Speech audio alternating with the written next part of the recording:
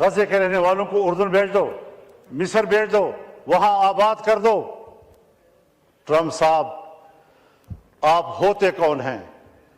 کسی آزاد قوم کے بارے میں، اس کی سرزمین پر قبضہ کرنے اور ایک آزاد قوم کو دوسرے ملکوں میں مہاجر بنانے کا آپ ہوتے کون ہیں مداخلت کرنے والے؟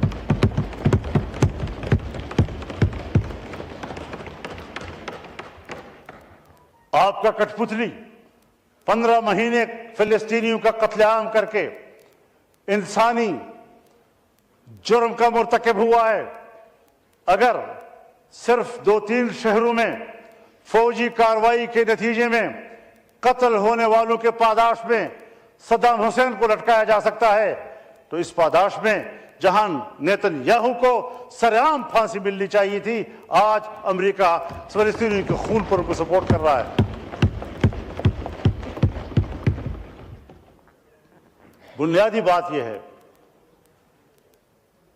کہ جنگ عظیم اول کے بعد جب دنیا میں یہودی دربدر ہو گئے اور جرمنوں کے ہاتھوں پٹ گئے، تو اس زمانے میں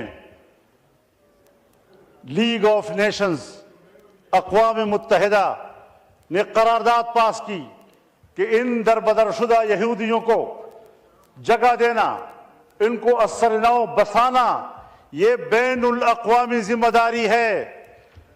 بین الاقوامی ذمہ داری قرار دے کر صرف فلسطین کی سرزمین کو اس کے لیے کیوں خاص کیا گیا؟ تمام ملکوں سے کہا گیا کہ جہاں جہاں پر کوئی یہودی بستا ہے اپنے ملک میں ان کے لیے جگہ دو۔ کیوں کسی ملک نے ان کو جگہ نہیں دی اور سب کو اکٹھا کر کے فلسطین کی سرزمین میں لایا گیا؟ قرارداد میں کہا گیا ہے کہ کسی شہری کو، کسی یہودی کو جبراً کہیں آباد نہیں کیا جائے گا۔ قرارداد میں کہا گیا ہے کہ کسی سرزمین پر سرزمین والوں سے پوچھے بغیر جبراً ان کو آباد نہیں کیا جا سکتا۔ یہودیوں کو بھی جبراً لا کر آباد کیا گیا، فلسطینیوں سے بھی جبراً زمین لی گئی اور وہاں ان کو آباد کیا گیا۔ قرارداد میں کہا گیا ہے کہ فلسطین اوور پاپولیٹڈ ایریا ہے، یہاں مزید کسی کو آباد کرنے کی گنجائش نہیں ہے۔ اس کے باوجود اوور پاپولیٹڈ ایریا پر ان کو آباد کیا گیا۔ قرارداد میں کہا گیا ہے کہ فلسطین معاشی لحاظ سے انتہائی کمزور ہے، اس پر مزید بوجھ نہ ڈالا جائے۔ اس معاشی لحاظ سے کمزور ترین ملک پر اتنے بڑے یہودی آبادی کا بوجھ لا دیا گیا، اور آج تک یہ صرف بوجھ ہی نہیں بلکہ ان کی پیٹھ میں گھونپا ہوا چھرا ہے، خنجر ہے، جو آج بھی ہمارے جسم کو چھو رہا ہے اور ہمارے جسم سے لہو بہہ رہا ہے۔ تو جناب اسپیکر، ہم کیا دوبارہ نوآبادیات کی طرف جا رہے ہیں؟ مجھے معاف فرمائیے، یہ ہاؤس ہے میرا، میں اس سے بات کرتا ہوں۔ جو کچھ پاکستان کے بارڈرز پہ ہو رہا ہے، یہ آج سے نہیں ہو رہا، 40 سال سے ہو رہا ہے، اور اگر 40 سال کا آپ عرصہ نہ گنے تو گزشتہ 20 سال سے ایک ہی علاقے پر جنگ فوکس کی گئی ہے۔ اتنی طویل جنگ ایک ہی علاقے پر فوکس ہونا، یہ جغرافیائی تبدیلیوں کی نشاندہی کرتا ہے، اور یہ وہ منطقہ ہے، پہاڑوں کا یہ وہ منطقہ ہے جو عالمی جنگ کا سبب بنا ہے۔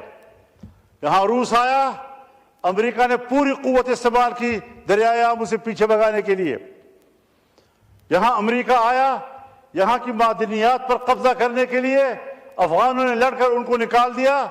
آج چائنا کی بھی خواہش ہے کہ میری رسائی افغانستان تک ہو سکے۔ افغانستان اور ہمارے فاٹا کے علاقوں میں اور خیبر پختونخوا کے علاقوں میں 2 قسم کے معدنیات ہیں۔ ایک وہ معدنیات جس کے ساتھ عام لوگوں کی معیشت کا تعلق ہے، گیس، کوئلہ، تیل، چاندی، سونا، کاپر وغیرہ وغیرہ۔ کچھ وہ پتھر بھی ہیں کہ جو خلا میں جانے والے راکٹوں اور میزائلوں میں استعمال ہوتے ہیں، جو 450 کی ہیٹ پر بھی تحلیل نہیں ہوتے۔ اس سے الٹا جائیں تو اتنی ہی سخت سردی میں بھی وہ منجمد نہیں ہوتے۔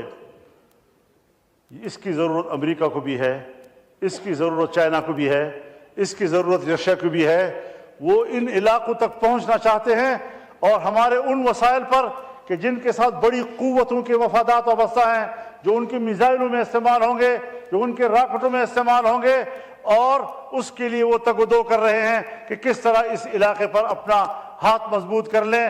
کوئی عجب نہیں کہ اگر ٹرمپ غزہ کے بارے میں یہ بات کہہ سکتا ہے تو اس کے ایجنڈے پر یہ بھی ہو